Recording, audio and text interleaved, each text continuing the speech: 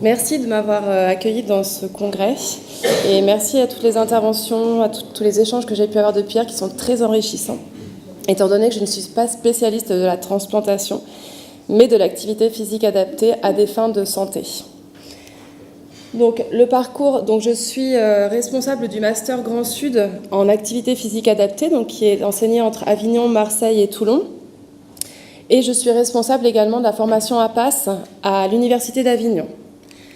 Donc le parcours APAS, le parcours des activités physiques adaptées à des fins de santé est assez récent en France. C'est développé dans les années 70 au Québec et dans les années 80 en France.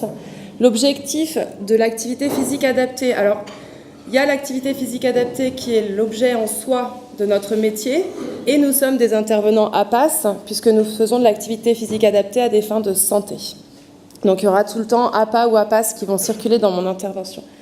Notre objectif, notre mission, c'est de faire le lien entre l'activité physique, la santé et la situation de handicap, donc qui est totalement vécue par les personnes en insuffisance. On va avoir en STAPS et en APAS une approche interdisciplinaire, pluridisciplinaire, donc dans les sciences humaines et sociales et dans les sciences de la vie et de la terre, qui va être transversale et qui va nous permettre d'avoir une approche globale des patients et des pratiquants, et donc qui va dépendre des spécialistes de la pathologie. Donc ce matin, j'aurais du mal à contextualiser, à vous parler d'exemples concrets dans une pathologie, puisque je ne suis pas spécialiste de la transplantation. Néanmoins, on va essayer d'avoir une application générale de l'activité physique adaptée dans ces pathologies-là. En STAPS et en APA, on a une formation à l'intervention par les activités physiques adaptées. Alors ça, c'est vraiment notre spécialité. Et du coup, cette maîtrise des sports, des activités physiques, va nous permettre d'avoir un discours ciblé pour les personnes, pour pouvoir les prendre dans toute la procédure de soins et de prise en charge. Un intervenant APA, donc vous l'aurez compris, est spécialiste de l'activité physique et il va exercer ses compétences, il va se spécifier dans le milieu dans lequel il sera recruté. L'enjeu de la formation pour nous, je vais rapidement dessus, c'est d'avoir une démarche déductive, c'est-à-dire qu'un enseignant APA va arriver dans votre structure et il va entendre comment votre structure fonctionne, quels sont les protocoles de prise en charge, quels sont les choix d'activité physique et les choix de programmes qui sont faits au sein de la structure, et il va les appliquer en cherchant à les rendre motivants et intéressants pour les patients afin qu'il y ait une poursuite au-delà, on en parlait hier, vous en parliez hier. Et il va également avoir une démarche inductive. L'objectif de l'enseignant APA, c'est quand même un Bac+5, on leur apprend en master à faire des recherches pour aller dans de l'innovation au niveau des prises en charge. J'ai l'exemple d'un master 1 de l'an dernier qui travaillait sur des patients qui étaient dialysés et la question qu'il se posait, c'était l'activité physique est nécessaire pour garder une qualité de vie. Néanmoins, ces patients qui sont dialysés viennent 3 fois par semaine, plusieurs fois par semaine au centre de dialyse et du coup, ils ont la flemme de se déplacer pour aller faire de l'activité physique. Et donc, il a essayé de mettre en place un protocole où, pendant la dialyse, il faisait faire de l'activité physique aux patients. Donc, ils sont dans des procédures d'innovation et de recherche. Alors, mon intervention, je vais essayer d'être rapide et de ne pas trop vous assommer avec mes interventions. Donc, je vais définir l'APA et enfin la méthode d'intervention comme ce qui m'a été demandé pour aujourd'hui. Donc, l'activité physique, c'est tous les mouvements ou activités physiques et sport basés sur les aptitudes des patients et leur motivation et de ces personnes qui ont des besoins spécifiques. Donc, les activités physiques, ça veut dire qu'on peut donc tout faire, même si on est sur un plateau de rééducation, même si on est en milieu hospitalier, on peut imaginer que l'on peut tout faire, c'est ce qu'on passe notre temps à leur enseigner aux étudiants. Et enfin, il faut évaluer les motivations et les aptitudes, donc faire des tests. Et je reviendrai plus longuement plus tard sur toutes les questions que vous vous posiez hier sur on fait des tests, mais qui les fait parmi vous et comment on va les exploiter après, nous, dans l'activité physique adaptée pour que ça serve aux patients, en fait. Donc on va évaluer. On trouve parfois des tests qui sont contextualisés aux pathologies, c'est ce qu'on cherche en priorité, et parfois des tests que l'on va nous-mêmes faire l'effort de transposer ou d'adapter. Et enfin, on va chercher les besoins spécifiques. On va partir de la connaissance théorique de la pathologie pour aller jusqu'à la vie de la personne dans la situation pathologique. Rapidement, le référentiel national des compétences des enseignants APAS fait que on reconnaît ces compétences de concevoir, planifier, diriger des programmes en activité physique adaptée. d'appliquer des résultats, des méthodes et des outils et des concepts de sciences de l'activité physique à des fins de santé. Et enfin, de pouvoir analyser les caractéristiques spécifiques des groupes d'usagers. Quand je parle de caractéristiques spécifiques, je ne parle pas de votre spécialité à vous, qui va être la pathologie. Quand je parle de profil spécifique, c'est vraiment c'est une approche complètement globale de la personne. Sa qualité de vie, son style de vie, sa motivation et son rapport à la pathologie, à la maladie. Donc, je passe maintenant à l'approche globale. Peut-être que je fais des erreurs, vous me corrigerez, hein, mais on est pour nous en 3 phases dans notre intervention en activité physique adaptée santé. On va être d'abord dans une phase d'intervention de prévention primaire qui est en lien avec une déficience primaire, donc une prise de traitement, un début de maladie ou une maladie sur du long terme mais qui n'est pas encore au niveau de la greffe, donc des dialyses, des prises en charge médicalisées. La deuxième étape, où on sera plus sur une prévention secondaire dans notre intervention APAS, sur tout ce qui est autour de la greffe, donc du pré-greffe et du post-greffe. On est plus sur de la réadaptation. Et enfin, un travail de long terme avec, j'entendais parler hier, des changements de comportement, où on va être sur l'intégration de tout le protocole, de toute la prise en charge sur l'au-delà, enfin l'après-hospitalisation, pour que le patient devienne indépendant et autonome. Donc on est sur la prévention tertiaire. Dans le contexte qui nous réunit, ça tombe bien parce que j'avais préparé un petit peu avant, et puis hier, en vous écoutant, ça tombait pile avec ce que j'avais préparé, donc je suis ravie. L'objectif, je crois, de ce qui nous réunit aujourd'hui, vous en tant que médecin, chirurgien et toutes vos belles professions, et mon métier d'enseignante en activité physique adaptée, c'est la lutte contre la sarcopénie due à la pathologie, en conséquence, ou cause. Récupérer, entretenir et développer la masse musculaire des membres inférieurs prioritairement, maintenir ou améliorer un VO2 pic, réduire la durée d'hospitalisation, baisser le risque de réhospitalisation à court terme, moyen terme et long terme. Là, on est sur des enjeux médicaux. Maintenant, du côté du sociétal et du patient, l'objectif pour nous dans l'activité physique adaptée, ça va être d'optimiser le temps qui nous est donné dans la prise en charge et au-delà de la prise en charge pour permettre un réel changement de comportement chez les patients.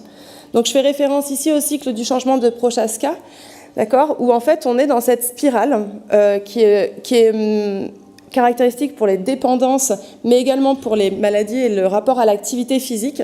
Donc quand on parle de changement de comportement, au départ on va avoir une précontemplation. La personne n'a aucune intention, elle n'a même pas conscience, elle ne veut pas voir sa maladie. Et donc, elle n'a pas d'intérêt à changer de comportement.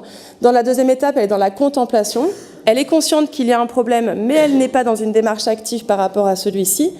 Dans la préparation, on a des patients qui vont commencer à avoir l'intention d'avoir une action.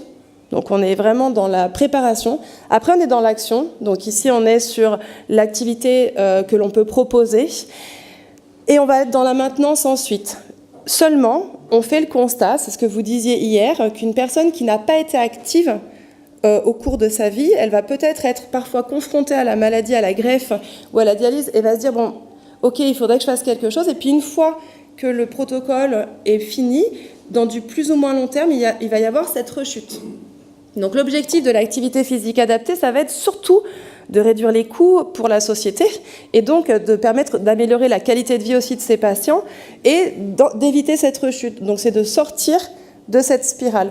Et forcément, l'activité physique adaptée, elle est dépendante des autres disciplines de la prise en charge du patient, à savoir la nutrition, les nutritionnistes, le TP, les médecins, les kinés. Toute une équipe, en fait, permet de sortir de cette spirale.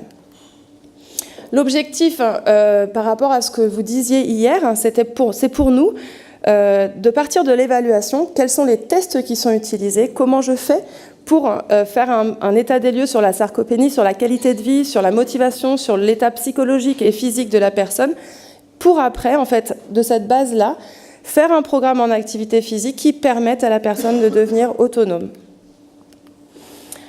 Alors, donc dans ces trois phases que sont la prévention primaire, secondaire et tertiaire, notre objectif, c'est forcément la santé.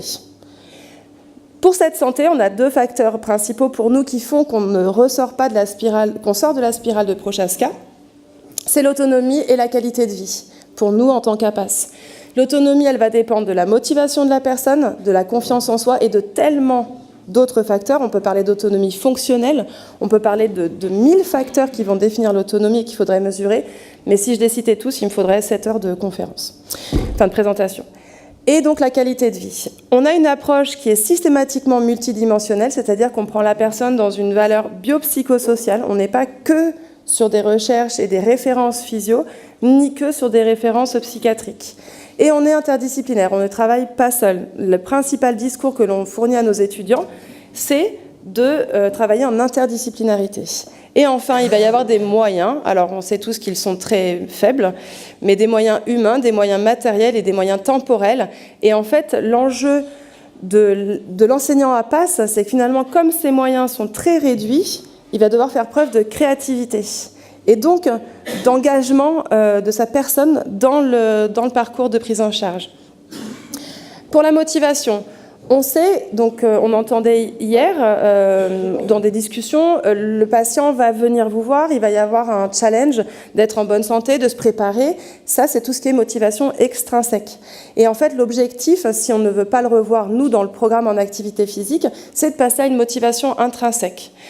Je suis plutôt, moi, dans mon domaine à l'université, sur la recherche dans la psychologie. Donc, on travaille, je fais une recherche, une thèse sur l'anxiété des personnes en lien avec le comportement de l'intervenant. Si j'ai un comportement contrôlant sur le patient, est-ce que je vais lui permettre d'avoir une motivation intrinsèque? Et au contraire, si j'ai un comportement soutenant, est-ce que je vais lui permettre d'avoir une motivation intrinsèque? On peut utiliser plusieurs tests, vous en avez cité plein hier, des questionnaires de motivation, l'échelle de motivation autodéterminée de Lynn, elle est vraiment en rapport avec l'activité physique adaptée, c'est qu'est-ce qui me pousse à faire de l'activité, de Lee en 99, pardon, qu'est-ce qui me pousse à faire de l'activité physique? Au niveau de la confiance en soi, tout va être question pas seulement de mon état de santé d'un point de vue bilan physio, mais également de quelles sont mes attentes par rapport à l'effet de l'activité physique sur ma santé, qu'est-ce que je pense être capable de faire, quelle est mon estime de moi dans le domaine physique. Donc plusieurs tests, on parlait hier de dépression, on a également aussi l'état de motivation et l'état de confiance en soi dans le contexte de la prise en charge et du milieu hospitalier. Donc on a des questionnaires encore, le PSPP, l'HADS. Et enfin, au niveau de la qualité de vie, je pense qu'on est tous d'accord et que vous êtes tous très renseignés sur tous ces points de toute façon. On est bien sur la santé physique et psychologique, le niveau d'indépendance, les relations sociales, l'environnement et le contexte. Je reprends ces différents points parce que c'est important de les concevoir tous ensemble pour nous en APA. C'est-à-dire qu'on ne va pas être que sur la santé psychologique, il faut qu'il y ait un impact sur l'indépendance et l'autonomie fonctionnelle, et donc on les prend tous dans le programme. Je vais essayer d'accélérer parce que je parle trop. Alors, au niveau des recommandations, je vous renvoie au texte sur l'OMS. J'ai fait donc ça, c'est nos champs de compétences. L'activité d'endurance devrait, chez les personnes âgées, standard, devrait être pratiquée par période de 10 minutes. Je ne perds pas de temps sur ça, vous savez, vous les connaissez. Au niveau de la Commission européenne d'études du diabète, par rapport à l'activité physique, les recommandations sont d'avoir 30 minutes d'activité par jour, que ce soit en une ou plusieurs fois. Donc vous voyez qu'en fait, je vous montre ça pour vous dire que finalement, les recommandations sont soit absentes en termes d'activité physique, et c'est un grand champ en plein développement, soit elles sont très générales. C'est-à-dire qu'on va dire, oui, faites du sport, mais la question n'est pas en fonction de votre pathologie, comment on va le faire et comment on va s'éduquer pour être autonome dans cette pratique sportive. Alors, je vais essayer d'illustrer rapidement les différentes prises en charge et l'intervention l'intervention du prof à PASS dans ces différentes phases. En préhabilitation, donc on est sur l'objectif de préparer le corps, de préparer la greffe. Donc on sait qu'un mauvais statut physique préopératoire est associé à une morbidité post-opératoire accrue, notamment chez les personnes âgées. Et dans d'autres domaines, que sont la chirurgie orthopédique, qui n'est évidemment pas comparable en termes de risque de comorbidité et de morbidité post-opératoire, beaucoup d'études ont fait preuve de la rééducation de la préhabilitation, c'est-à-dire que maintenant, systématiquement, avant une prothèse de hanche ou totale de hanche ou de genou, on a une durée de rééducation avant pour éviter la sarcopénie, justement, due à la pose de la prothèse. Alors, je passe rapidement sur ça. L'objectif va être d'éviter la dégradation de la qualité de vie malgré l'affection longue durée. Et l'objectif pour nous dans le programme APAS, dans le programme APA avant l'intervention, donc sur la première prise en charge de la maladie et du patient, ça va être de se connaître, de connaître sa propre pathologie et les conséquences sur le quotidien. Même s'ils le vivent de manière passive, c'est pouvoir en avoir conscience et pouvoir l'éprouver dans le mouvement et dans l'activité physique. Donc diminuer la morbidité sera notre objectif, ainsi qu'accélérer la récupération après une chirurgie lourde. Une étude de 2013 fait une proposition d'une activité physique préopératoire. Alors on sait que c'est compliqué de dire du préopératoire dans la greffe, puisque j'ai bien compris qu'on ne pouvait pas vraiment minuter la chronologie de la greffe, mais en attendant, on peut quand même avoir une activité physique qui va être régulière et qui va être proposée et auquel le patient va être éduqué avant la greffe. Donc il parle dans cet article de 3 séances par semaine sur une durée de 6 à 8 semaines et sous des formes d'exercice aérobie et renforcement musculaire. Aérobie, on est sur l'entretien de la capacité respiratoire et pulmonaire, et en renforcement musculaire, on est sur l'évitement de la sarcopénie préopératoire et due à la maladie. L'objectif de l'enseignant APA, ça va être d'être sur une veille scientifique. Aujourd'hui, je trouve ça comme programme. Demain, je vais continuer à chercher. Si je suis dans un service avec un type de greffe, avec un type de patient, je vais passer mon temps à lire des articles et à me former auprès des chirurgiens et être dans une activité de veille scientifique par rapport à l'activité physique et aux études qui sont menées. Et là, ma communication, elle sera davantage avec l'équipe des soignants, et je vais avoir une activité donc d'interdisciplinarité avec les nutritionnistes. Je vais peut-être rentrer dans des programmes de TP en tant qu'intervenant à PAS pour pouvoir expliquer l'effet du sport sur la pathologie. Et la question, c'est comment va être fait le programme, parce que ici, j'ai des recommandations, hein, j'ai des exemples de programmes qui sont faits, mais ça ne me dit pas comment je le fais. Donc je peux dire, on va faire 3 séances par semaine, mais la personne qui est devant moi et qui n'a jamais fait de sport, 3 séances par semaine, ça ne veut rien dire finalement pour elle. Donc ici, dans cette phase, on est plutôt sur une prise en charge où on va être plutôt directif, où on va plutôt faire des programmes qui vont nous permettre un développement. Donc la personne n'est pas tellement dans une démarche d'autonomie et de choix. Dans cette première prise en charge, on est plutôt sur quelque chose d'assez directif et où on va prendre la personne et la rassurer et la remettre un petit peu d'aplomb au niveau de l'activité physique. Et je vous dis ça, mais ça dépend évidemment des personnes. Ensuite en réadaptation, donc en prévention secondaire, on va être sur de la surveillance psychologique et physiologique. C'est fascinant, je me suis penchée sur des articles sur les effets psychologiques de la greffe, puisque je ne suis pas spécialiste de la transplantation, et j'ai trouvé ça fascinant. Je n'aurais pas imaginé, n'étant pas APAS transplantation, j'aurais pas imaginé l'impact psychologique de la greffe, et du coup je me dis forcément qu'en tant qu'APAS, on doit prendre en compte cet aspect dépressif, cet aspect anxiété, cet aspect rapport à la mort que je ne connaissais pas. Donc l'objectif est de faire une reprise d'activité physique très rapide pour éviter en fait d'être dans cette sarcopénie dont vous parliez hier. Alors ici, donc l'article, donc il y a une revue de synthèse qui vient de sortir en janvier 2019 sur l'activité physique et les formes d'activité physique en post-greffe. Donc cette étude a repris et synthétisé plusieurs autres études.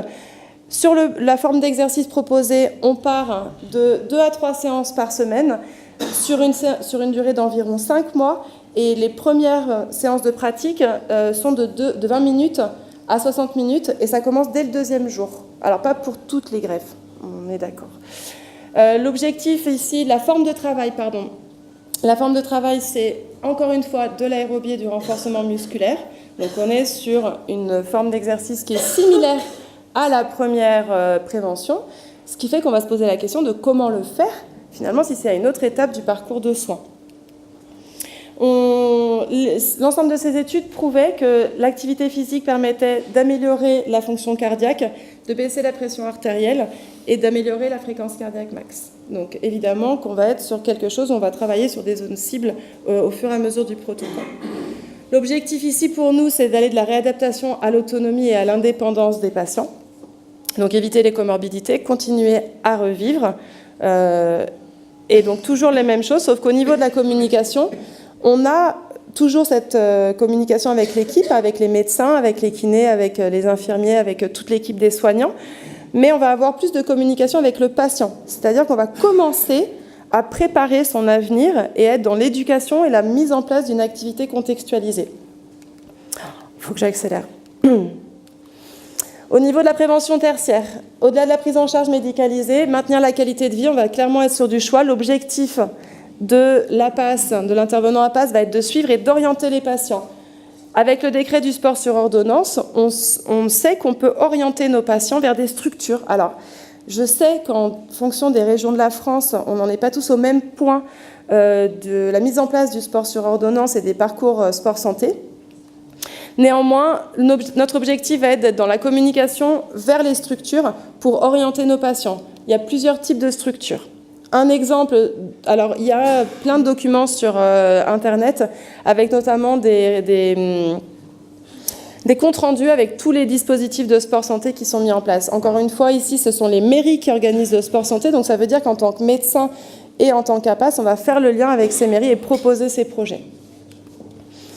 Alors, au niveau de la méthode d'intervention, on arrive dans un établissement, les vôtres, avec chacun des projets différents et des manières de prendre en charge les patients. On va définir les enjeux et les modalités de l'intervention. On a un contexte où on va aller chercher toute la connaissance de la pathologie en tant que master. On va aller chercher les prévalences, l'épidémiologie, toutes les bases théoriques de la pathologie. Évidemment, nous ne serons jamais aussi spécialistes que vous et on leur apprend bien cette humilité, à savoir d'aller se référer aux personnes compétentes dans chacun des domaines auxquels on s'adresse. Aller chercher les recommandations en termes d'activité physique et faire le lien avec l'équipe. Au niveau du programme, on va évaluer les patients. Les tests que nous proposons sont les mêmes que les vôtres, puisqu'on est sur toute cette qualité de vie, cette capacité, cette autonomie. Donc on va s'appuyer sur les tests que vous utilisez, et derrière on va essayer d'en faire des programmes entre la théorie, à savoir j'ai une capacité physique, j'ai une capacité fonctionnelle, j'ai un score au TDM6, qu'est-ce que j'en fais dans la pratique, dans mon quotidien ? On va poser une problématique. Le patient, chaque patient a sa propre problématique, ce qui ne nous empêche pas de faire des prises en charge collectives. On a des besoins, des possibilités. Et donc, ce que je vous disais tout à l'heure en introduction, on va faire preuve de créativité. Je vous fais une illustration rapide, puisque à l'université, on accueille un groupe de pratiquants seniors qui est polyvalent. Donc, l'approche médicale dans ces seniors, ce sont des personnes qui sont... Donc, on est ici sur de la prévention tertiaire. Des personnes qui sont issues de l'association Cœur, Diabète, Amitié et Cœur Santé. Donc dedans, nous avons des diabétiques, des greffés cardiaques, ils font des concours de stent entre eux. Ils sont donc dans une pratique, ils ont tous été pris en charge et ils sont pris en charge dans des chronologies différentes. Maurice hier me disait « Ah bah oui, j'ai posé mon 9e stent en novembre, en pleine forme, super, et il revient, il est dans l'activité physique. » Donc, ce qu'on fait avec eux, donc ce qu'on enseigne à nos étudiants, on a des cours théoriques où on leur apprend à étudier les outils. Avec eux, on fait le test de la croix, le questionnaire du SF36, tout ce que vous me disiez hier, la même chose, l'équilibre statique unipodal, la flexion avant sur chaise pour tester la souplesse, le test assis debout, les flexions de bras, le test allongé debout. Donc tout cela, certainement que vous les connaissez, ou c'est des tests qu'on a un peu transformés pour adapter à notre public de pratiquants. En parallèle, ils ont des cours théoriques sur comment développer la souplesse, comment développer les capacités et les résistances aérobies, comment travailler sur le renforcement musculaire, l'équilibre. Et en parallèle de ça, on apprend à nos étudiants à construire des carnets de suivi et à chercher des outils innovants pour aller au-delà de la prise en charge, des applications sur smartphone, quelles applications comptent les pas, comment je peux réinvestir ce que je fais dans les tests et dans l'activité physique. Et on leur demande de construire des programmes d'entraînement, ce qui leur donne les compétences. L'approche contextualisée de ce groupe, donc c'est nos patients, nos pratiquants, puisqu'on les appelle plus des patients maintenant, nos pratiquants ont entre 62 et 84 ans dans le groupe. Notre effectif, ça dépend un petit peu des jours puisqu'on est en prévention tertiaire. Donc s'il y a des petits-enfants à la maison, ça compte pas. S'il fait froid, ça compte pas. Si j'ai mal à ma hanche, ça compte pas. Donc on est entre 8 parfois et 26 sur certaines d'autres fois. Ils ont des pathologies associées, arthrose du genou, des cervicales, des épaules, sciatiques. Ils n'ont pas bien dormi la nuit précédente, des troubles du sommeil. Ce sont des sportifs. Et ils ont des raisons diverses d'être présents à nos cours. Certains viennent parce qu'ils ont un souci de santé par rapport à leurs problèmes cardiaques. D'autres viennent chercher de l'amitié, du lien social, des rencontres. On a même, je crois, un couple en train de se former, hein, je vous dirai ça. Et d'autres viennent parce qu'ils sont ravis d'être dans un protocole à l'université et de faire partie d'un groupe. Alors, cette pratique existe depuis longtemps. Nous, ce groupe-là, on l'a depuis 4 ans et tous les ans, on fait les mêmes questionnaires. Donc, il nous reste juste à trouver des étudiants en statistique pour faire saisir toutes les données et après, on pourra en faire quelque chose, je pense, de sympa. On a une problématique qui émerge de cela, qui est donc en lien avec les cours théoriques, et on en arrive à la production d'un programme. Alors, rapidement, pour finir, presque. Le programme en activité physique va être l'objectif pour que ça puisse sortir du dispositif, ça va être de sortir de la prise en charge très décontextualisée et très médicalisée. Eux, c'est ce qu'ils ne cherchent plus en prévention tertiaire. Et c'est ce qu'on peut même faire dans la prévention secondaire et primaire. Donc on travaille sous forme de défis, de jeux, de circuits thématiques. On fait de la danse, on fait de la valse, donc on apprend à nos étudiants à valser. On fait du stretching, on fait de la prise en charge individuelle et de la prise en charge collective. On s'efforce de solliciter toutes les ressources et d'aller sur des exercices qui sollicitent plusieurs ressources, les ressources cognitives avec les ressources biomécaniques par exemple. On travaille aussi sur des exercices routiniers parce que certains aiment avoir leurs habitudes de mouvement. Et notre objectif va être de partir d'efforts masqués tout au long de la prise en charge, des efforts qui sont très masqués pour aller vers des efforts assumés. Un effort assumé, pour nous, c'est un effort autonome et c'est un effort qui me permettra d'être dans une activité physique prolongée au-delà du soin. Donc voici nos thèmes de travail et voici les thématiques sur lesquelles on évalue nos étudiants. La sécurité, la capacité d'attention et d'individualisation aux patients, la création d'un climat motivationnel, la pertinence des situations par rapport aux thématiques travaillées et la capacité de communication qui va être dans le fait de faire éprouver du plaisir aux personnes et de les rendre autonomes. Donc pour conclure, l'objectif est de contextualiser et d'individualiser la démarche de soins pour aller sur des effets positifs à court, moyen et long terme et au service d'une équipe avec une vision globale interdisciplinaire. L'APAS est au service de l'équipe, il est en complémentarité, il est dans le cercle et il s'appuie sur les outils de la structure.